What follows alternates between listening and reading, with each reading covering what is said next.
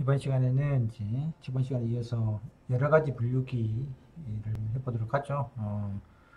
결정 트리, 그다음에 앙상블 모델, 소프트 벡터 머신 이렇게 이제 세 가지. 특히 앙상블 모델에서는 결정 트리를 이제 여러 개를 이제 섞어서 쓰는 방법인데, 거기에 에이다 부스트하고 배깅 이런 것들을 이번 시간에 해보도록 하죠. 저번 시간에 이제 성능 분석 관련해 가지고 여러 가지 에큐리시니, 프리시전, 리콜이니, F1 스코어 이런 등등 여러 가지 이제 드리겠었는데, 한 가지만 체험만 하자 그러면 그런 네 가지 이외에도 또그 컴퓨전 매트릭스 혼동 연결 가지고 수식적으로 구했던 여러 가지 매트릭 이외에도 AUC니 여러 가지 매트릭들이 많이 있어요. 그래서 매트릭들의 특성들을 잘 이해하고 해결하고자 하는 문제들의 기계학습을 사용하는 경우에 그 성능 평가를 할 때 그런 매트릭들이 그 문제에 적합한 그 성능 지표들을 사용하는 것도 중요한 문제다라고 하는 겁니다. 여러분들 나중에 이제 사회에 나가서 취업을 하고 혹시 이제 보안 분야에서도 기계학습이니 요즘 한참 이게 유행이어가지고 결국은 한 번쯤은 맞닥뜨리지 않을까 싶은 생각이 드는데, 그런 거 할 때 그런 성능 지표에 관해서도 잘 알고 있으면 많은 도움이 될 거라고 생각이 듭니다. 아무튼 오늘은 구체적으로 이제 기계학습에 대해서 책에서 다루고 있는 것들을 해보도록 하죠.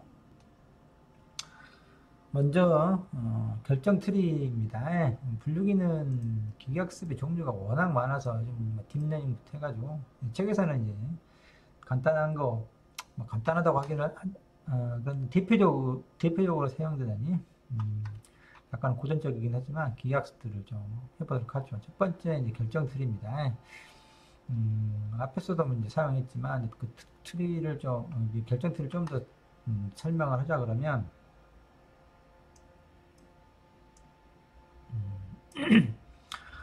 예를 들면 이제 이게 결정 트리는 이렇게 트리 형태로 그 기계를 이제 학습시키는 거예요. 그래서 이제 트리를 따라가 가지고 결국은 최종적으로 어떤 클래스에 속하는지를 이제 분류하는 건데, 이 트리를 만드는 게 목적인 거죠. 학습이고 데이터를 가지고.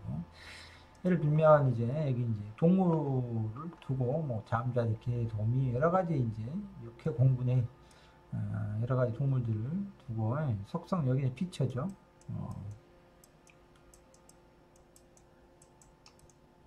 피처인데 하나, 둘, 셋, 넷, 다섯, 여섯,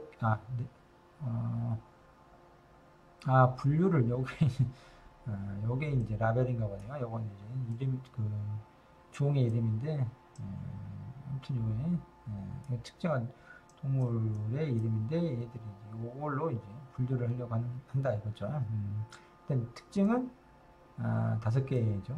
척추가 있냐 없냐, 호흡은 뭘로 하냐, 벼는 동물이냐 또 항온 동물이냐, 알을 낳느냐 아니면 새끼를 낳느냐, 다리 개수는 몇 개냐 이런 식으로 특징 5차원 이제 벡터 형태 5차원의 특징을 이용해 가지고 각각의 동물들을 이제 분류하는 거죠. 그럴 때 이제 이게 학습 데이터라고 하면은 어떤 식으로 이제 트리를 만드냐, 상당히 이것은 이제 몇 개인가 둘래, 여기서 하나, 둘, 곤충류, 갑각류, 어류, 양서류, 파충류, 포유류에서 한 여섯 가지 정도 되나요? 라벨이 식스 클래스 프로그램입니까? 그렇죠. 상당히 많은 클래스를 나누는 거죠. 이런 게 사실상 이제 문제가, 클래스를 여러 개 되면은 아무래도 성능이 떨어지기 마련인데, 어쨌든 트리 모델에서 보면 처음에 이런 특징을 가지고 그 특징이 갖는 값을 이용해서 이제 분류를 하는 거예요. 예를 들면 척추는 있고 없고라고 하는 바이너리 디시전이잖아요. 있냐 없냐 두 가지밖에. 이 특징이 가질 수 있는 값의 범위가 두 가지밖에 없어요. 그래서 이제 척추가 있냐 없냐로 따져가지고 없는 애들은 이제 일단 이쪽으로 없죠. 없는 건 잠자리 개 두 가지가 없네. 그럼 곤충류 각각류 없다 이제 그렇게 해서 학습을 이제 이쪽으로 모아놓고 나머지 이제 애들이 오른쪽으로 모아놓죠. 근데 이제 그렇게만 해가지고는 예를 들면 척추 있냐 없냐 뭐 분류하게 되면 두 가지 종류 곤충과 각각류가 들어갈 거고 여기 나머지 뭐 네 가지 종류니까 다섯 가지 아무튼 이렇게 들어갈 텐데 그렇게 하면 이제 분류가 좀 완결된 형태가 아니죠. 이쪽에 섞여 있으니까 요 안에서 이제 또 특징을 가지고 또 분류를 하는 겁니다. 그래서 여기서 보니까 이제 호흡을 가지고 일단 했죠. 두 번째는 호흡 이쪽에서 척추 있는 경우에 호흡은 보니까 척추가 있는 경우는 요 아래에 있는 애들이 아가미하고 폐 호흡이 있네요. 두 개를 같이 하는 애들도 있구나. 그러니까 이제 이런 경우는 이 호흡이라고 하는 어트리뷰트가 갖는 속속감의 범위가 세 가지인 거죠. 아가미냐, 아가미 폐 다 동시 사용하냐, 폐를 호흡하냐. 또 그거에 따라서 이제 이렇게 분류하게 됩니다. 오류나 양서류는 이제 더 이상 필요가 없고 일단 이걸로 이제 떨어지나 보죠. 섞여 있는 게 없으면 거기서 이제 끝나는 거야. 근데 폐업으로 된 것들은 또 몇 가지 종류가 나는 파충류, 조류, 포유류 애들이 이제 다 폐호흡을 한다. 그래서 그렇게 되면 또 이제 분류를 좀 더 해야 되겠죠. 그랬을 때는 이제 이번에는 요의 변원이니 항원이니 또 이 어트리뷰트를 피처를 이용해 가지고 분류하고 마지막에 난생과 태생이라고 하니 새끼를 낳는지 알을 낳는지 이런 식으로 이제 해놓으면 마지막 리프 노드 단말 노드에가 이렇게 분류에다 라벨이 이제 붙게 되죠. 마찬가지 척추 없음이라고 하는 이쪽도 이제 마찬가지로 그런 식으로 여러 가지 속성들을 이용해 가지고 속성의 카테고리를 나눠서 범주를 나눠 가지고 이런 식으로 이제 구분을 하도록 해놓죠. 그렇게 되면 이렇게 만들어진 게 이제 결정 트리입니다. 그래서 이제 우리가 이미 미지의 데이터가 뭐 척추는 있고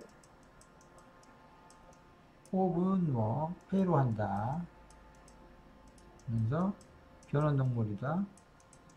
난생이다. 이런 식으로 이제 어떤 모르지만 어떤 종류의 데이터가 이렇게 이제 다리 개수는 왜 다리가 없지? 동물들이 포유류는 다리 개수가 뭐 많잖아요. 두 개짜리 아니 두 개 아니면 네 개인데 다섯 개짜리 있나 포유류? 그건 잘 모르겠네. 어쨌든 여기는 다리 개수가 좀 안 써져 있는데 아무튼 다리 종류 뭐까지 이렇게 해서 5,000 인풋 벡터를 가지고 트리 모델에 인풋을 주는 거죠. 그러면 이제 이걸 따라가는 거예요. 척추가 있다. 이쪽을 보고 폐호흡을 하네. 이렇게 가겠죠. 폐호흡에서 변온동물이다 이렇게 되면은 변온동물이네. 이게 파충류네 라고 이제 분류를 하는 거죠. 아웃풋은 라벨인 파충류 이렇게 판별하는 거야. 미지의 인풋 데이터를 가지고 걔의 라벨을 이제 추측하는 거죠. 판별하는 거죠. 학습된 결정 트리를 가지고 뭐 맞으면 이제 좋겠고 틀리면 좀 문제가 있죠. 그리고 퍼포먼스는 테스트 데이터를 해보는 거가 되겠죠. 근데 이제 개념은 아주 단순하죠. 개념은 단순한데 이때 이 어트리뷰트가 이렇게 피처가 4개, 5개 정도 되면 뭐 크게 문제가 안 되는데 이게 몇백 개, 몇천 개 이렇게 된다고 하면 그 모든 상황에 대해서 어트리뷰트 속성, 피처를 가지고 이런 식으로 트리를 구성하는 것은 상당히 시간도 많이 걸릴 뿐더러 오버피팅 문제가 발생할 수 있어요. 딱 거기에 데이터가 특히 적고 그러면 지나치게 세분류 돼가지고 예를 들면 척추가 있고 폐로 하는데 뭐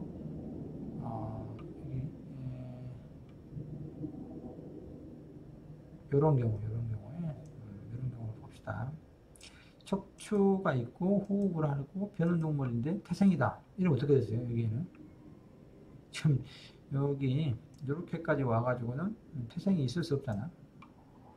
변환종 이게. 근데 여기에 실제 미지의 데이터가 태생이다 이렇게 써 있으면 그럼 이런 것은 이 트리로는 해결 불가능한 문제가 돼버리죠. 그래서 지나치게 모든 이 피처들을 다 이용해가지고 세밀하게 싹 이렇게 만들어 놓는 게 결코 반드시 좋다고만 할 수는 없다라고 하는 겁니다. 오버피팅 되어버려가지고 데이터에 이런 이미 미지의 데이터가 여기에 속하지 않을 수 있는 그런 데이터가 있을 때 분류 불가능한 문제가 발생할 수 있죠. 그래서 어쨌든 이제 그런 것들을 좀 하기도 하고 해결하기도 하고 또 이제 분류를 할 때 기준을 좀 둡니다. 이게 트리가 여기 예를 들면은 척추를 좀 가장 먼저 했는데 꼭 이걸 먼저 하라는 법이 없어요. 호흡이라고 하는 걸 먼저 둘 수도 있고 이게 변원이 항문인지 그걸 먼저 둘 수도 있고 여러 가지 피처들을 이용해 가지고 그 순서에 따라서 트리 모양이 엄청나게 다양하게 나올 수 있잖아요. 그러면 이제 기준이 없어질 수 있는데 아무렇게나 해버린다고. 근데 이제 봤더니 그렇진 않더라요. 기준이 있다. 기준이 있어가지고 그 기준에 따라서 특정한 그 피처에 선택하는 거예요. 분류할 때 그 순서를 처음에 뭘로 할 건가 이렇게 척추를 먼저 할 건가 아가미를 먼저 할 건가 호흡을 먼저 할 건가 이런 식으로 할 때 그 기준이 있다. 이제 그 기준 중에 진이라고 하는 분류했을 때 어떤 특성을 이용해 가지고 이렇게 양쪽으로 분류했을 때 이때 속하게 되는 불순도 즉 얼마만큼 똑같은 애들만 모아지는 건지 동일한 라벨을 가진 아니면 여러 개가 섞여져 있는지 그 기준을 그걸 가지고 나눈다 이거죠. 이왕이면 어떤 게 좋겠어요? 잘 나눠지는 게 좋겠죠. 이렇게 그 특정한 피처를 가지고 나눴을 때 이쪽에는 동일한 라벨들이 다 이쪽에 포함되고 이쪽은 또 동일한 라벨들이 이렇게 포함되면 좋은 거겠죠. 이 두 개가 섞여 있는 형태로 분류가 되는 건 좋은 게 아니야. 그래서 이제 그런 기준을 이용해 가지고 분류를 하죠. 그래서 잘 분류가 되는 양쪽으로 라벨이 잘 분류되는 그런 것들을 쓰는데 그중에 뭐 진이니 또 엔트로피니 이런 것들을 좀 더 뒤에 수식으로 좀 나와 있어요. 설명드릴 텐데 어떤 것들을 기준으로 썼냐? 에 따라서 이제 카트라고 하는 게 있고, 트리 중에 이제 디시전 트리 알고리즘 중에 이제 카트라고 하는 거예요. 그다음에 C4.5, C5.0 이런 식으로 이건 이제 엔트로피라고 하는 것을 이용해가지고 이런 식의 분류 기준을 삼아서 속성을 이용한다. 그렇게 해가지고 가지를 그 트리를 만들어 간다라고 하는 겁니다. 일단 이런 결정 트리의 장점은 뭐니 해도 이제 분석 결과 해석이 영리하죠. 어떤 특성들을 가졌기 때문에 얘가 이렇게 분류됐는지 그래서 그 분류의 결과에 대해서 해석하기가 어떤 특성 속성값들 때문에 이런 식으로 분류가 되는구나 라고 하는 것들을 이제 알 수 있어요. 예를 들면 뉴럴 네트워크 같은 건 그렇게 힘들거든요. 왜 그렇게 분류가 됐는지를 사람이 이해하기는 쉽지 않아. 기계 스스로는 학습을 해가지고 분류를 하는데 요즘 딥러닝이라고 하는 것들에 근데 그걸 사람이 이해하기는 쉽지 않다. 그렇지만 이렇게 결정 트리 같은 경우는 사람이 이해하기에 편하다면 왜 그렇게 분류가 됐는지 그 분류 규칙을 편집하는 것도 가능하다. 예를 들면 그 속성값을 좀 바꿔본다 할지 순서를 근데 이제 다른 기계학습들 그런 게 쉽지 않죠. 사람이 개입하는 분야가 그 개입할 수 있는 그런 것들이 상대적으로 용이치 않다. 그렇지만 결정트리는 그런 게 좀 쉽다. 계산 비용도 갖다 별로 어렵지 않죠. 심플해. 근데 이제 단점 아까 이야기했듯이 과적합의 문제가 발생할 수 있고 트리를 만들어 놓고 나중에 보면 그 너무 학습 데이터에 딱 맞게 돼 있어가지고 새로운 미지의 데이터를 분류할 때 문제가 발생할 수 있다. 그런 케이스가 없을 수도 있고 그리고 또 트리로 모델링하기 어려운 특성이 있는 것도 예를 들면 아까 앞에 있는 우리가 했던 것들은 이게 이제 카테고리 범주화된 데이터들이죠. 이렇게 척추에 대해서 있고 없고 두 개랄지 세 개랄지 이런 식으로 두세 개 이런 식으로 되는데 이게 이제 그렇지 않고 키다 그러면이 예를 들면 키, 키. 그러면 이걸 물론 단위에 따라서 범주화하면 되지만 키라고 하는 것도 상당히 연속 값을 갖잖아요. 뭐 150, 140, 더 210 이렇게 성인의 키가 이렇게 됐다. 이렇게 되면은 이걸 일일이 다 1단위로 또는 0.5 단위로 한다 그러면 그 가지를 칠 때 너무 가지가 많아지는 거예요. 이렇게. 여기 안에 뭐 100개다 이렇게 그럼 100개를 만들어야 돼요. 가지를 분류할 때. 근데 이게 이제 어떤 속성값들에 대해서는 이게 1000개, 10,000개 뭐 엄청나게 이 안에 들어갈 수 있는 값의 범위가 엄청 사실 뭐그 실수 공간은 따지면 무한대잖아요. 그렇다고 해서 가지를 무한대로 만들 수는 없는 거잖아요. 이런 경우는 되게 이제 이렇게 범주합니다. 140부터 뭐 150까지 이렇게 묶어가지고 이렇게 하게 되는데 어쨌든 어떤 특정한 속성값에 대해서는 이렇게 트리로 가지를 만들어가지고 제한되어 있는 쉽지 않은 그런 모델들도 있다. 문제들이 있다라고 하는 겁니다. 사용하는 방법은 이제 좀 이따 해볼 텐데 일단 설명부터 하고 할까요? 아니면 먼저 해보고 할까? 잠깐만요. 자, 한번 해보도록 코드를 보고 한번 해보죠. 디시전 트리를 이용해서 우리가 했었는데 좀 더 이제 디테일하게 사용하는 거죠. 보면 이제 앞에서도 사이킷 드론에 있는 트리 중에 디시전 트리 클래시파이어를 이용해가지고 하는데 이제 이런 식의 어트리뷰트를 그러니까 아규먼트를 파라미터 값들을 설정해 줄 수 있다라고 하는 겁니다. 그래서 보면 맥스 뎁스 3 이렇게 해가지고 이런 경우면은 속성을 3개만 사용하는 깊이를 이렇게 한 번 나누고 2번 나누고 3번 나누고까지 이렇게 한 번, 2번, 3번 뎁스를 이렇게 지정해 주는 거예요. 계속해서 모든 속성을 다 사용하는 게 아니라 이 말은 즉 속성을 피처를 3개만 사용해서 분류를 해라 라고 하는 겁니다. 그리고 이제 아까 두 가지가 우리 이야기했었죠. 디시전 트리 중에 카트가 있고 C4.5 또 5.0이 있었는데 디폴트 값으로는 여기다가 손대지 않으면 카트가 된다. 지니를 쓰는데 J-I-N-I 이렇게 이제 크라이테리언 이렇게 해가지고 오늘 엔트로피로 바꿔주면은 요걸 이제 사용할 수 있습니다. 진이냐 엔트로피냐 그게 이제 카트라고 하는 디시전 트리 알고리즘을 사용할 거냐 아니면 C4.5라고 하는 엔트로피 결정 트리 알고리즘을 사용할 거냐라고 하는 건데 한번 직접 해보죠. 보면 이제 앞부분은 우리가 3과 8이라고 하는 이미지를 구하는 건 똑같아요. 여기까지. 여기까지도 똑같죠. 여기까지. 그리고 이제, 앞에 여러 번 설명했으니까 다시 한번 이야기 드리자면은, 전체, 그 이미지 데이터로부터 3하고 8에 해당하는 이미지만이 구해가지고, 여기 이미지 수로 하고 이렇게 리쉐입을 했는데 제가 여러 번 이야기하지만 데이터를 이용하면 리쉐입 할 필요가 없다 그랬어요. 그 다음에 샘플은 전체 개수 중에서 5분의 3, 즉 60%는 훈련 데이터로 쓰겠다라고 하는 거고 여기까지 그냥 쭉 실행을 시키죠. 그래서 그냥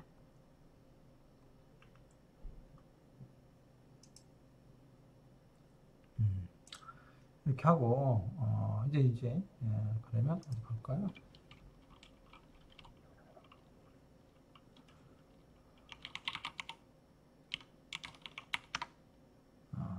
총 357개의 샘플이죠. 3과 8의 이미지가 그리고 각 이미지는 8x8짜리 6400 인풋이 64 차원으로 되어 있는 거죠. 특징이 64 차원이다 이 말이야. 그래서 다시 한번 이야기 좀 이렇게 그림 8x8짜리 여기에 있는 요 그림의 픽셀에, 이걸 픽셀이 하죠. 픽셀에 있는 값이 이제 속성이 되는 거야. 그렇게 하고, 이제 여기서 이제 클래시파이어를 선택을 하죠. 이렇게. 트리 있죠? 여기. 사이키트론의 트리 모듈을 임포트 해가지고, 거기에 있는 결정 트리 클래시파이어 분류기를 사용하겠다라고 하는 겁니다. 리그레스도 있어요. 어쨌든, 클래스 분류기니까, 분류하는 클래시파이어하고, 맥스 뎁스를 3으로 했죠. 트리의 깊이를 3까지만 하겠다. 속성을 최대 3까지만 사용하겠다라고 하는 겁니다.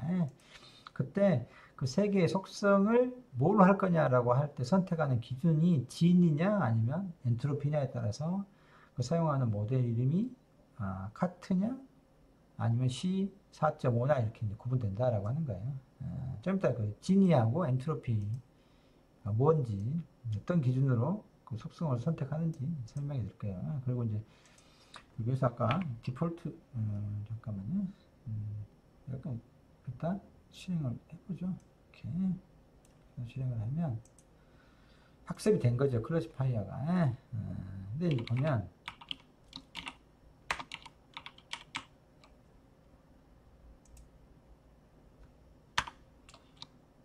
이렇게 보면 이렇게 파라미터로 줄 수 있는 게 크라이테리아 해가지고 진이라고 디폴트로 되어 있잖아요. 그래서 이게 디폴트는 카트라고 하는 결정트리 알고리즘을 쓴다라고 하는 거예요. 이 부분을 여기 이 부분은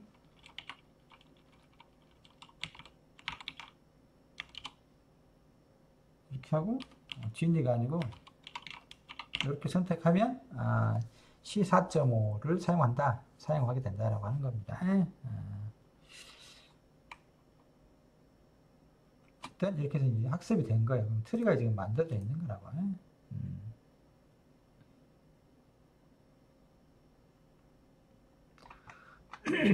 그 다음에 이제 이렇게 이제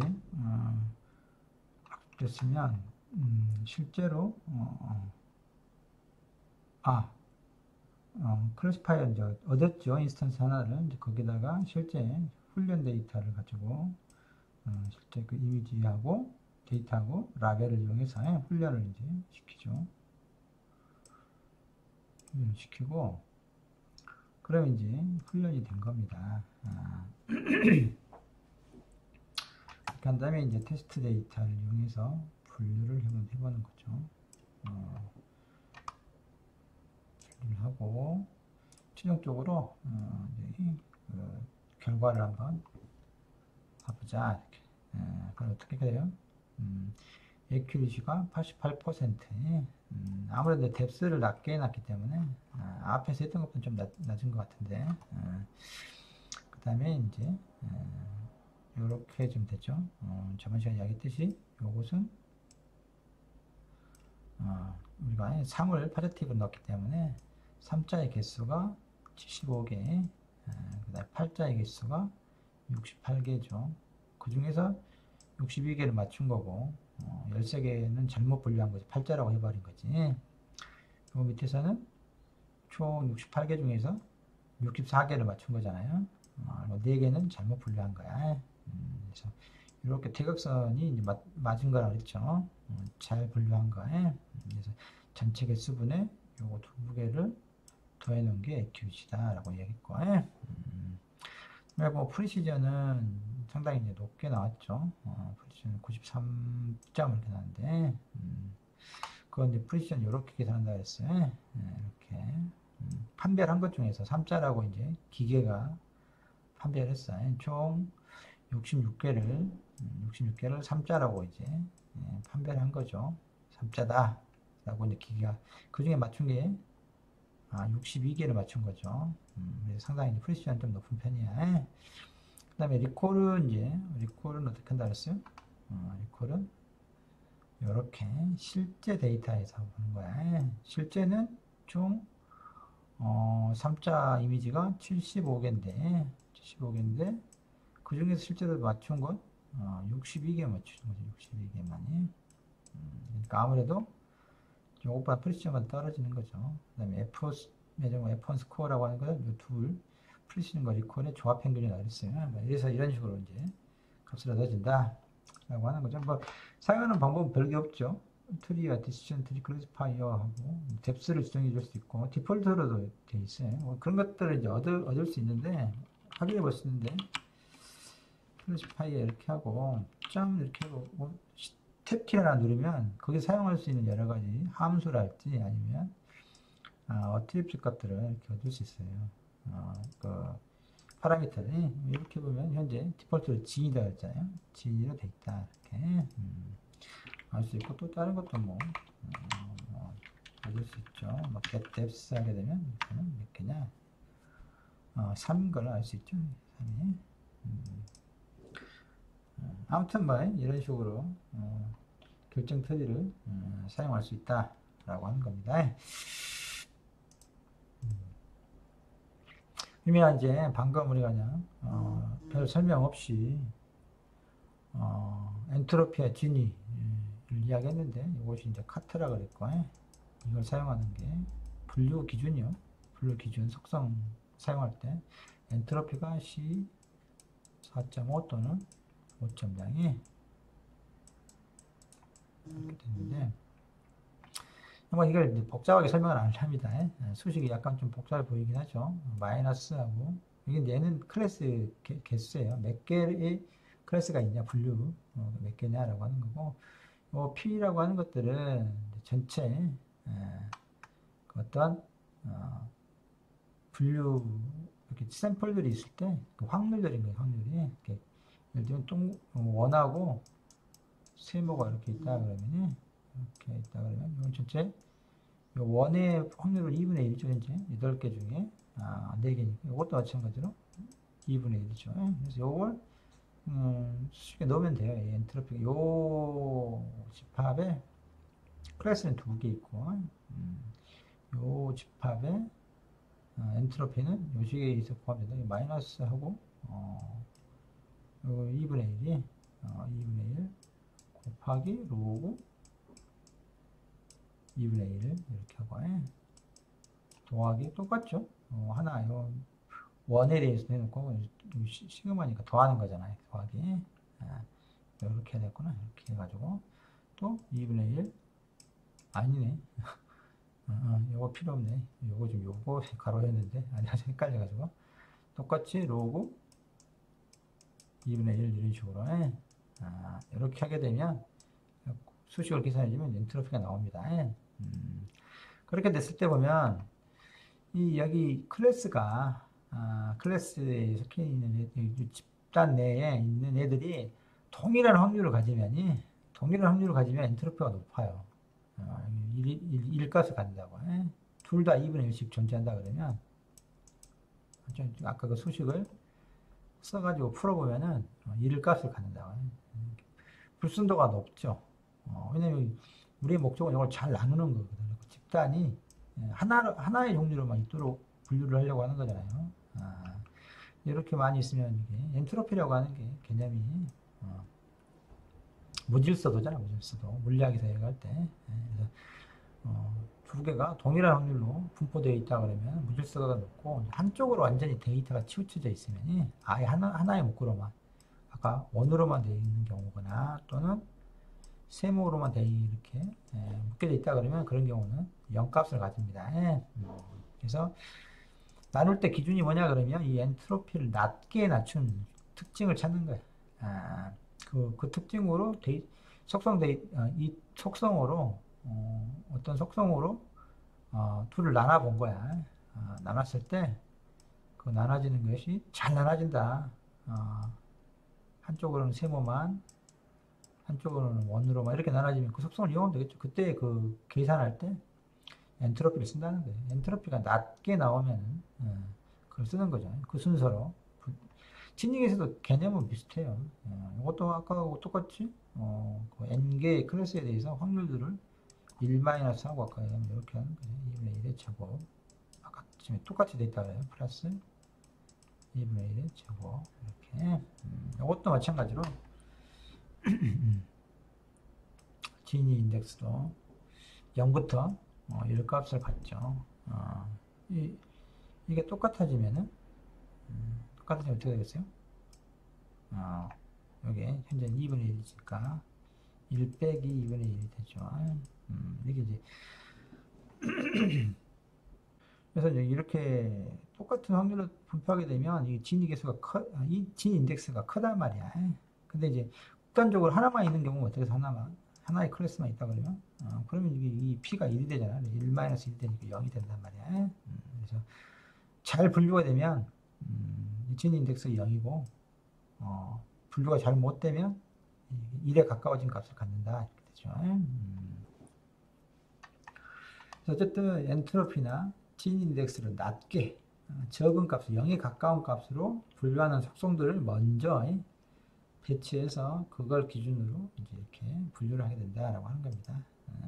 이때 엔트로피를 그 기준으로 사용하느냐, 진 인덱스를 사용하느냐에 따라서 트리 알고리즘이 이것은 C4.5, C4.5 또 C5.0 이렇게 되고, 요거 이제 카트가 되는 거죠. 좀 이제 내부를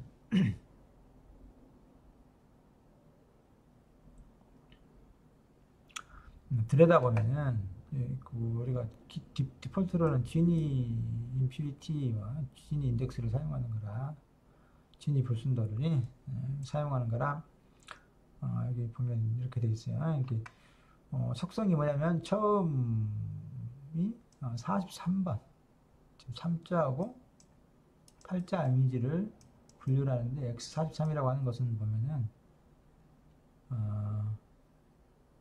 총 64 인풋 데이터가 64였잖아요. 벡터 사이즈가 이렇게 그러면은 4가 8 곱하기 8인데 내가 잘못 그렸네. 이거보다 2배로 사이즈 4배로 크게 그려야 되는데 그랬을 때 43번째 여기부터 쭉 세가지고 어쨌든 43번째 있는 게 좋더라 이 말이야. 나눠봤더니 그때 진위를 했더니 0.5로 분류가 되더라. 이렇게. 그래서 두 쪽으로 이제 분류가 되는 거죠. 이 안에 지금 전체 샘플에 있어서는 전체 샘플에 있어서 봤더니 108과 106으로 두 개를 3과 이제 8로 한 거죠. 현재 상태에서. 그 다음에 이제 true냐 false냐에 따라서 1.5보다 그 값이, 이 픽셀 값이 작으면 이쪽으로, 크면 이쪽으로 분류하는 거죠. 여기에서 이제 진이 임퓨리티를 계산해 봤더니 0.19더라, 0.15더라, 떨어졌죠. 훨씬 더. 떨어진 걸 알 수 있고, 그때 배치는 보니까 총 샘플이 111개인데 3자가 99개, 8자가 12개죠. 여기도 9개, 98개 이렇게 됐죠. 그 다음에 또 이제 여기서 또 34를 가지고 이제 분류를 또 하게 되죠. true냐 false냐에 따라서 이렇게 나눠지는 거죠. 그래서 실제로 보면 43, 34, 뭐 38 이런 식으로 뎁스가 3이죠. 하나, 둘, 셋 깊이가 3이고 그때 사용되는 것은 반드시 3개는 아니고 왜냐면 그 이쪽 또 이쪽 내가 아까 3개라고 말한 것 같은데 아무튼 깊이가 3일 때 각각의 또 그 서브 루트에서 서브 트리에서 가장 잘 나누는 그 피처를 선택하게 되니까 종류는 더 많아졌습니다.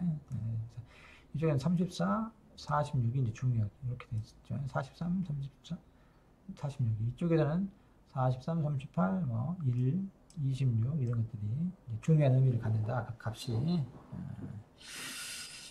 그래서 보면 요런 이제 실제로는 픽셀 여기 8x8이죠. 8x8 이미지에 보면은 여기에 있는 픽셀들 3일 때 낮은 값을 갖는 픽셀들이다. 어두운 거죠. 이쪽은 8일 때 낮은 픽셀들은 이쪽에 있는 애들이더라. 이렇게. 아무튼 이런 속성들을 가지고 여기 있는 속성 이런 것들이 앞에 트리 분류할 때 사용되어 있다라고 하는 겁니다. 다음에 이제 포레스트를 보죠. 앙상블 학습이라고 하는 중요한 개념이 있습니다. 그래서 이게 뭐냐 그러면 약한 학습기를 조합해서 고성능의 분류기를 만드는 방법이다라고 해서 실제로 앙상블 방법이 엄청나게 많이 관심을 끌었어요. 요즘 딥러닝이 나와서 약간 그 관심이 좀 떨어지긴 했지만 딥러닝이 그렇게 발전하기 전까지는 앙상블 모델이 학습 방법이 아주 그 캐글 같은 대회에서 거의 뭐 이렇게 모든 대회를 쓸다시피 했었는데 개념 아주 심플해요. 앙상블은 뭐냐 그러면 이게 좋지 않아. 약한 학습기라고 하는 것은 성능이 낮은 학습기를 약한 학습기라 그래요. 근데 그놈을 갖다가 여러 개를 쓰는 거야. 가장 심플한 게 이제 베깅이라고 하는 방법인데 분류기를 여러 개 만들어. 방금 했던 디시전 트리 같은 걸 가지고 여러 개를 만들어서 각각의 이제 분류 결과를 여러 개 학습을 각각 시켜. 각각 시켜가지고 결과를 낼 거 아니에요. 그러니까 3자다, 얘는 8자다, 얘는 3자다, 3자다, 3자 이러면 최종 결론은 보팅을 하는 거야. 투표를 해가지고 이건 3자네 이래주고 집단 지성이라고 하네요. 아무튼 다수결을 이용해가지고 여러 개의 분류기를 만들어서 최종적으로 결과를 투표 방식을 통해서 최종 결론을 내는 것을 앙상블 학습이다라고 하는 게 심플하죠. 근데 물론 이제 여기 쓰는 이 기계가 꼭 뭐 디시전 트리만 있는 거 한 종류만 할 필요도 없고 여러 가지를 섞어서 할 수도 있어요. 여기는 뭐 디시전 트리라고 여기는 SV 서포트 벡터 머신을 하고 여기는 뭐 다른 기계학습, 베이지안 클래시파이어니 여러 가지 등등을 섞어서 할 수도 있고 아니면 다 이제 똑같은 랜덤 포레스트를 여러 개 사용해 가지고 또 할 수 있습니다. 그때도 이제 여러 가지가 있는데 하나는 뭐 책에 나눠주고 중에 베깅 방법과 부스팅 방법이 있다. 베깅은 말 그대로 이제 간단하게 그 데이터셋을 만들 때 중복 허용하는 복원 추출을 하는 거예요. 그러니까 데이터가 있으면 여기 테스트 데이터는 빼고 학습 데이터가 있을 거 아니에요. 학습 데이터에서 샘플링을 하는 거예요. 일부를 여기 1000개다 있다 그러면 1000개가 있으면 500개씩 추출하는 거 500개를 해서 그놈을 가지고 이제 학습을 한 거죠. 기계 하나를. 그 다음에 또 500개를 또 추출해. 그때 이제 복원을 한다. 뽑았던 걸 다시 뽑아도 된다. 500개 뽑아놓고 나머지 500개에서 추출하는 게 아니라 뽑았던 500개를 다시 집어넣고 다시 또 500개를 샘플링 하는 거야. 그러니까 이제 요거 학습에 사용됐던 데이터가 여기서 사용될 수도 있다 이거죠. 이런 식으로 이제 해서 아까 그렇게 여러 개를 만들어 놓고 하는 게 이제 베깅이다. 부스팅은 이제 좀 더 이 베깅의 단순한 방법을 피해 가지고 데이터의 난이도에 따라서 이제 구분을 하는 겁니다. 그리고 첫 번째 뭐 디시전 트리로 구분을 했는데 구분 못하는 데이터들이 있을 거 아니에요. 틀리게. 그러면 걔들만 따로 가지고 걔들만 따로 가지고 그걸 구분을 잘할 수 있도록 학습을 또 다시 시키는 거예요. 또 요놈이 또 구분을 했지만 또 구분 못하는 놈이 있어요. 그럼 또 그 데이터를 가지고 또 구분을 잘하는 놈을 이렇게 만들어. 그래갖고 이것도 마찬가지로 보통일 하지만 가중치를 두는 거예요. 그러면 좀 더 가중치를 놓고 예를 들면 이건 2를 줬다가 하면 2를 주고 3을 주고 이렇게 투표할 때 얘는 1표, 얘는 2표, 얘는 3표 이런 식으로 어려운 문제를 푸는 놈들의 결과를 좀 더 이제 높이 반영해서 투표 결과를 하겠다라고 하는 거죠. 생각해 볼 수 있는 방법이잖아요. 이렇게 한다. 그래서 결국은 뭐 그림이 다 방금 제가 설명했던 거예요. 베깅은 학습 데이터로부터 샘플링을 이렇게 해가지고 중복되잖아요. 겹칠 수 있다 이 말이에요. 약한 학습기를 가지고 최종적으로 입력 데이터가 있으면 그 분류 결과들을 가지고 보팅을 한다. 부스팅은 최초 약한 학습기를 이용하지만 잘못 판별한 지도 학습 데이터들을 이용해 가지고 난이도가 높은 그걸 해결하는 이제 모델을 또 만들죠. 그렇게 기해석해 가지고 만든 최종 결과로 이제 그것들 가중치를 달리 부여해서 하게 된다. 실제로 이제 분류가 어렵냐 쉽냐라고 하는 데이터라고 하는 것은 우리가 이렇게 저번 시간에 이야기했듯이 결정 초평면이라고 하는 분할선을 구했는데 요걸로부터 멀리 떨어져 있는 애들은 쉽잖아. 분류하기가 쉬워. 애들은 확실히 3이다라고 하는 거예요. 얘들은 확실히 8이다. 근데 이제 요거하고 경계면에 있는 놈들이 있어요. 뒤집어지기도 하고 얘들은 이제 3자하고 8자가 이렇게 써버렸다는 거지. 이걸 3자냐 8자냐. 8자도 막 좀 띄엄띄엄 써가지고 아무튼 이런 경우처럼 3자인지 8자인지 사람이 봐도 좀 애매모호하게 이렇게 돼 있는 얘들 있잖아요. 얘들은 여기 분할선 근처에 사실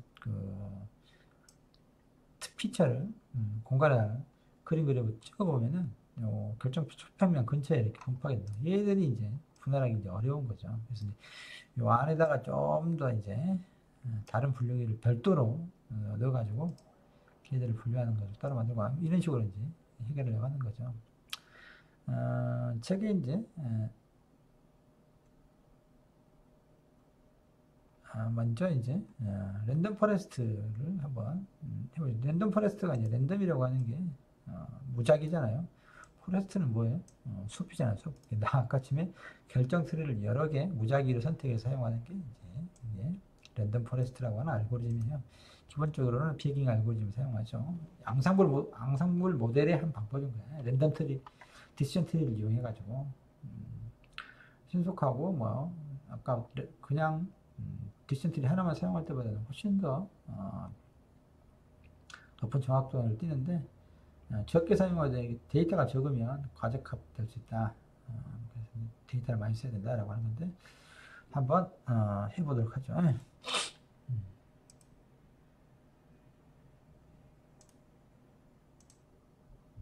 이것도 위에는 똑같아요. 데이터 생성해가지고 샘플 60%까지 구하는 것이 똑같고 여기에서만 쓰는 것이 이제 여기 앙상블이라고 하는 게 사이키트를 내가 보면은 앙상블이라고 하는 게 있죠.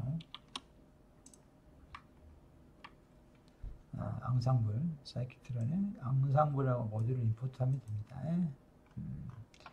가지고 앙상블.점 랜덤 포레스트 클래시파이어 이렇게 돼 있어요. 이런 걸 이제 호출해 가지고 인스턴스를 기계에 인스턴스 하나 호출하면 됩니다. 그때 이제 n 에스티메이터라고 하는 것은 개수인데 그때 트리를 몇 개 쓸 거냐 20개 쓴데 투표에 참여하게 되는 결정 트리 개수가 20개다 하는 겁니다. 마찬가지로 결정 트리에 대해서 이제 파라미터를 설정해 놨죠.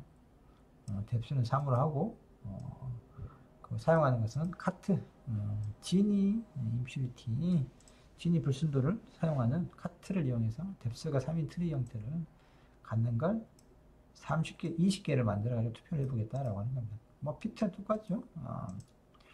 이미지하고 라벨하고 이렇게 해가지고 여기서 테스트 데이터에 라벨을 구하고 프리딕션 하는 거죠. 프리딕션 클래시파이어 프리딕트 해서 테스트 데이터를 가지고 프리딕트해서 실제 값하고 예측치하고를 비교하는 거죠. 성능 분석에. 그래서 에큐리시하고 컴퓨터 매트릭스도 한번 찍어보고 프리시즌이 리콜이 F1 값을 출력하도록 한번 해보죠. 어떤가요? 90.0% 나오죠. 90.0%. 예를 들면 8자는 다 맞췄네.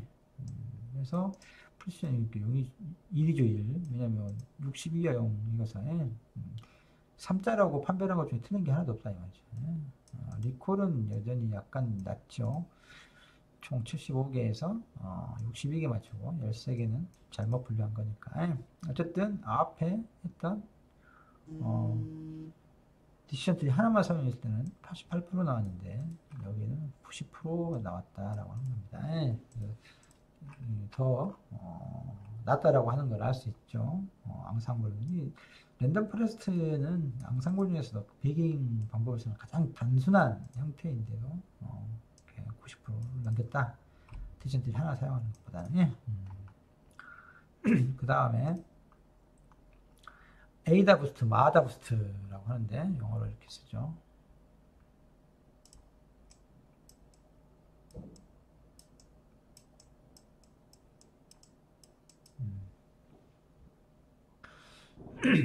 근데 대체적으로 에이다 부스트라고 읽읍시다.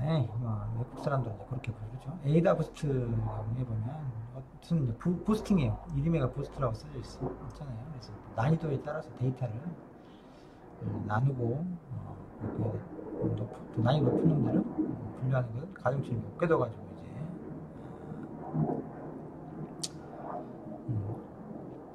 이제 지정적으로 결정을 하는 거죠. 그래서 아무래도 이제 좀 더 데이터를 고려하게 되는 거죠. 그래서 이제 학습 데이터에 노이즈가 있으면 영향을 받죠. 예를 들면은 실제로 정답이 아닌 이상하게 잘못되어 있는 데이터가 들어있을 때는 잘 분류를 못 하겠잖아요. 근데 그놈을 계속 고려하게 된다고. 그걸 잘 분류해 보려고. 그렇게 되면 어때요? 엉뚱한 문제를 해결하려고 정답이 아닌데 이상한 노이즈가 낀 학습 데이터가 있으면 그놈이 영향을 많이 받아서 퍼포먼스가 확 떨어질 수 있죠. 그러니까 실제로 데이터가 아닌 엉뚱한 데이터가 잘못된 데이터 이건 버려야 되는데 사실은 그놈이 이제 포함되어 놓으니까 기존에 앞에 이제 분류를 하려고 했던 기계들이 그놈을 잘 분류를 못 하는 거예요. 계속해서 이제 그걸 이제 안고 가는 거지. 그걸 잘 분류하려고. 그러다 보면 이제 억측이 생기는 거지. 그래서 에이다부스트는 처음에 노이즈 제거를 잘 해야 됩니다. 그런 단점이 있긴 하지만 어쨌든 전체적으로는 훨씬 더 분류 문제를 잘 할 수 있죠. 이것도 한번 해보면 방법은 뭐 다 비슷하긴 한데 이건 이제 에이다부스트는 이렇게 반드시 에이다라고 하는 방법 자체가 이렇게 랜덤 포레스트처럼 포레스터라고 하는 그 결정 트리를 직접적으로 사용하는 건 아니어서 여러 가지 이제 모델들을 가져다 쓸 수가 있어요. 에이다 부스트라고 하는 것은 사용하는데 여기서는 이제 책에서는 디시전 트리를 썼지만 디시전 트리가 아니어도 돼. 뭐 앞엔 다 똑같고 이 부분만 보죠. 클래스파이어만이 그러면 여기는 이렇게 씁니다. 양상볼 하고 에이다 부스트 앙상블점 에이다 부스트 클래시파이어 이렇게 하고 이 부분은 이제 베이스 에스티메이터라고 그래가지고 사용하는 기계를 지정을 해줘야 돼. 이런 식으로. 아까 랜덤 포레스트는 그런 게 없잖아요. 그 자체가 이제 트리를 사용하겠다 이거야. 그래서 이제 랜덤 포레스트라고. 하지만 에이다 부스트는 여기 그 에이다 부스팅 할 때 앙상블 모델을 설정할 때 사용하는 기기가 꼭 트리만은 아니야. 그러니까 이렇게 에이다 부스트 클래시파이어 해놓고 그런 방법을 쓰겠다. 그런 방법을 앙상블의 방법이죠. 에이다 부스트는. 그래서 거기에다가 쓰는 것은 베이스 에스티메이터 해가지고 디시전 트리 클래시파이어를 쓸 거니까 그런 경우 이렇게 인스턴스를 이런 식으로 이제 해주는 거죠. 이렇게 해주면 지가 걔를 20개 만들어가지고 20개 만들어서 배깅하고는 다른 아까 랜덤 포레스트하고 다른 부스팅을 에이다 부스팅을 해가지고 하겠다라고 하는 겁니다. 피트는 똑같고 이 경우도 한번 실행해 보죠. 어쨌습니까 이 경우 더 떨어졌죠. 안 좋잖아요. 88 앞에 것보다 안 좋나?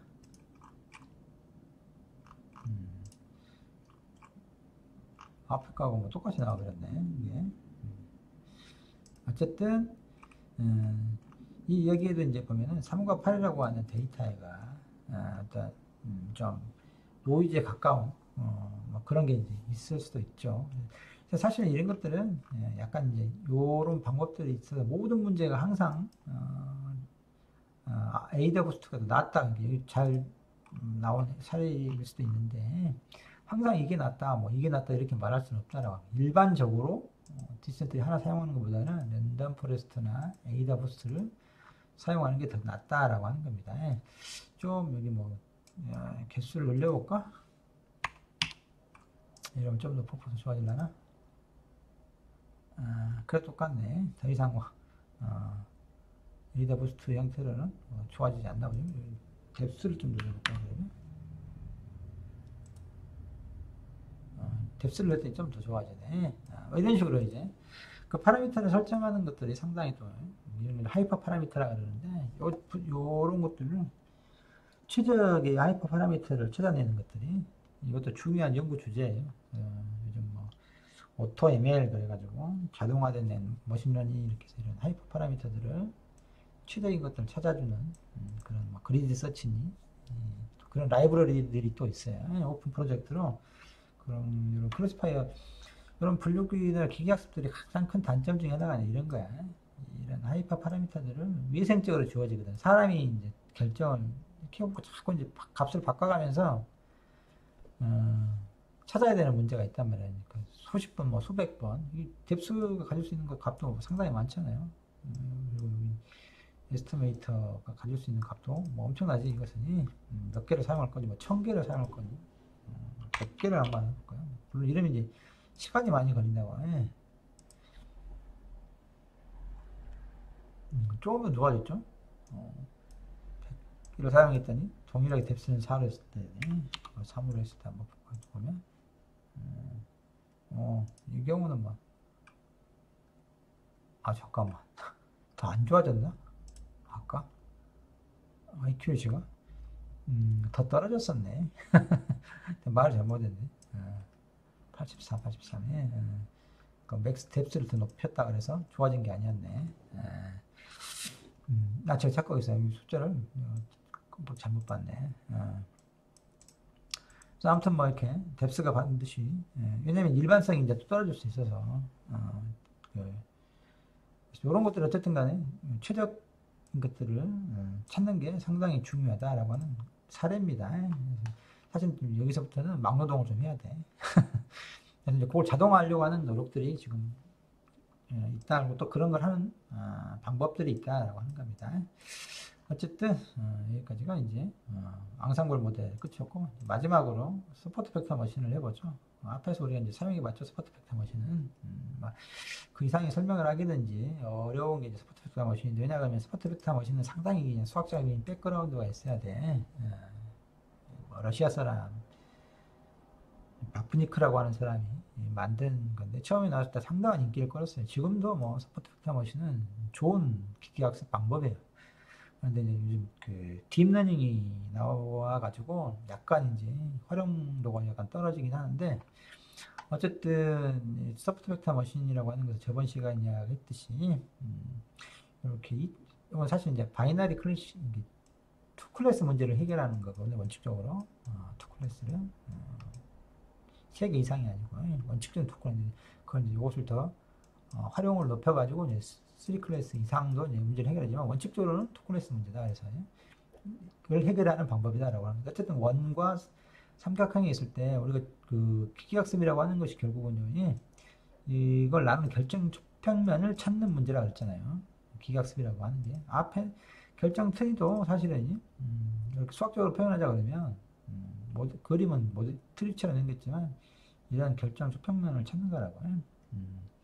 근데 이제 그 다른 그런 뭐 뉴럴 네트워크 이런 것들하고 다른 서포트 벡터 머신의 장점이 뭐냐 그러면 다른 애들은 학습 데이터가 이렇게 주어지면 이렇게 하나의 결정 조평면 분할선을 찾으면 그래서 이 학습 데이터가 나누어지면 그걸로 끝이야. 더 이상 뭐 다른 걸 고려하지 않아요. 그걸 고려하지 않는데 그래서 이것도 되고 이것도 되죠. 되고 이 안에 있는 여러 가지 이제 선으로 나눌 수 있는 선들이 다 된단 말이야. 가능하죠. 어쨌든 이 학습 데이터를 다 나누는 거니까 학습된 상태야.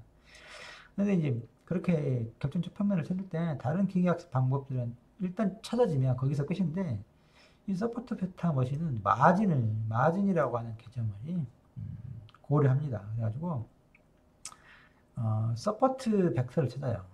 그 상대편 한쪽 학습 데이터의 한쪽 클래스에 가장짜리 있는 애들 이런 게 서포트 벡터야. 이쪽에서도 마찬가지로 가장 그 바깥쪽에 있는 자기 데이터로부터 상대편하고 가까이 있는 요런 서포트 벡터를 찾아가지고 그것들 사이를 거리를 고려해 주는 거야. 거리를 양쪽의 거리로부터 가장 먼 결정 조평면을 찾는다 이거거든요. 이걸 어떻게 써요? 아무래도 안정하지. 요 가장 가에 있는 애들, 이쪽 가에 있는 애들을 고려해가지고 걔들로부터 가장 중간에다 이제 선을 찾는 거란 말이야. 그래서 이렇게 선보다는 이게 더 낫잖아. 왜? 이쪽에서는 멀어지지만 이쪽이 너무 가깝잖아. 이쪽에 있는 데이터 중에 이렇게 공간에 있을 확률이 높아지잖아요. 이렇게 돼 있으면 이런 애들은 요 경우는 다 세모로 판별하게 돼버리니까 오분류가 발생할 확률이 높죠. 근데 얘는 어쩌 얘는 그보다 이쪽에서도 멀고 이쪽에서 그 중간에 딱 가운데 정중앙에 가운데 가르는 선이 있기 때문에 이런 애들도 정확하게 이제 판별할 수가 있죠. 그래서 소프트 벡터 머신은 이렇게 안정적이다라고 하는 얘기는 안정적이다. 그래서 다른 애들은 이 마진을 고려하지 않아요. 그냥 어느 순간에 학습이 이렇게 돼가지고 둘을 학습 데이터를 분류한다 그러면 그걸로 끝이야. 그렇지만 서포트 벡터 머신은 처음부터 이 마진을 고려한단 말이야. 그래서 그걸 정분할하는 분할선을 찾기 때문에 다른 애들보다는 훨씬 안정적으로 분류를 잘한다. 또 그것도 그렇게 된 것들이 다 수학적인 비경이 있는 거야. 수학적으로 그 최적화 문제를 해결하는 방법으로 즉 요 각각으로부터 마진을 최대화 한다. 최대화 거리 합을 최대화하는 그런 것을 라그랑지 물티플라이어에서 라그랑지 순수 이렇게 최적화 문제를 해결하는 수학적 방법이 있는데 그것들 여러분들 설명할 수는 없고 아주 좀 복잡해서 그런 방법을 통해서 이 결정 추판면을 찾는다라고 하는 겁니다. 그래서 수학적인 백그라운드에 의해서 찾고 그렇기 때문에 안정적이고 그래서 한때는 서포트 벡터 머신의 이용도가 엄청 높았어요. 뉴럴 네트워크 보다도 훨씬 서포트 벡터 머신을 많이 사용했었는데 뉴럴 네트워크를 하는 진영에서 한 가지 여담을 이야기하자면 기계학습은 약간 진영이 나눠져 있어요. 옛날에 요즘은 이제 거의 막 딥러닝 워낙 많이 해버리니까 거의 평정을 하고 있잖아요. 예전에 이제 그 딥러닝 나타나기 전까지는 뉴럴 네트워크 하는 사람은 인공신경만 하는 사람은 인공신경만 쓰고 서포트 벡터 머신은 서포트 벡터 머신만 쓰고 뭐 이런 식으로 좀 진영이 나눠져가지고 서로 자기께서 좋다고 막 이렇게 했었는데 지금은 딥러닝 사실은 인공신경망이 승리죠. 딥러닝이라고 하는 게 결국 인공신경망을 더 강화한 건데 그게 들어서면서는 이제 서포트 벡터 머신이 좀 사용세가 주춤해졌습니다. 아무튼 기계학습에도 이제 그런 추세가 있다라고 하는 거죠. 이야기하지만 노이즈에 강하고 분리성능이 좋다라고 학습 데이터 상세가 좀 덜 요구한다. 근데 이제 계산량이 많아. 왜냐하면 수학적으로 최적화 문제를 푸는 게 쉬운 일이 아니야. 원칙적으로는 두 클래스 문제 분류기다. 다중 클래스를 하려면은 별도의 방법을 좀 써야 되는 게 있죠. 이런 좀 단점이 있긴 합니다. 이것도 한번 사용 방법을 한번 보죠. 이건 뭐 저번에 해봤었기 때문에 스포트 벡터 머신에 다 똑같고 이렇게 저번에 사이키틀의 SVM이라고 하는 서포트 벡터 머신의 클래시파이어를 쓰는 거죠. SVM의 SVC 클래시파이어 이제 C하고 뭐 감마 이런 것들 주는데 이게 커널에 대한 저번에 약간 이야기했었죠. 아마 RBF니 여기까지 이제 그 선분으로만 이렇게 선형으로만 하지 않고 이런 식으로 곡선으로만 한다거나 이렇게 분류를 접평면 아까 분류선을 하기 위해서 이제 커널이라고 하는 개념을 커널 함수라고 하는 걸 사용해서 하는데 이제 그걸 설명하는 것 좀 너무 좀 여러분들한테 어렵고 아무튼 그때 이제 어느 정도를 사용할 거냐 그래서 감마 값을 키우면 그 선이 좀 복잡하게 만드는 거고 감마 값을 작으면 좀 일반 선형에 가깝게 한다라고 하는 거고 C라고 하는 것은 아까 이렇게 선분을 데이터 앞에 이렇게 데이터가 이렇게 있을 때 실은 여기는 잘 지금 나눠져 있지만 여기에 원이 있을 수도 있잖아요. 여기에 세모가 있을 수도 있고 이랬을 때 이런 것들을 얼마만큼 허용해 줄 거냐라고 하는 거라고 해. 이렇게 선을 무시하고 얘들을 상대편에 있는 데이터들 있잖아요. 얘들을 무시하고 그냥 이렇게 분류를 할 때 어느 정도까지 무시할 거냐라고 하는 그 무시 정도를 해줄 때 이제 이렇게 값을 설정해 놓고 학습을 시킨다라고 하는 겁니다. 똑같으니까 한번 보죠. 93% 훨씬 더 스포트 벡터 머신이 결정 트리보다는 여기서는 더 좋네. 앙상블 모델보다도 더 좋죠. 여기서는 스포트 벡터 머신이 가장 높은 지금 성능을 보여줬다 라고 할 수 있죠. 여러분들이 그러니까 이제 기계학습은 여러 가지 방법들을 사용해보고 최종적으로 선발하는 거야. 오늘은 여기까지 하겠습니다.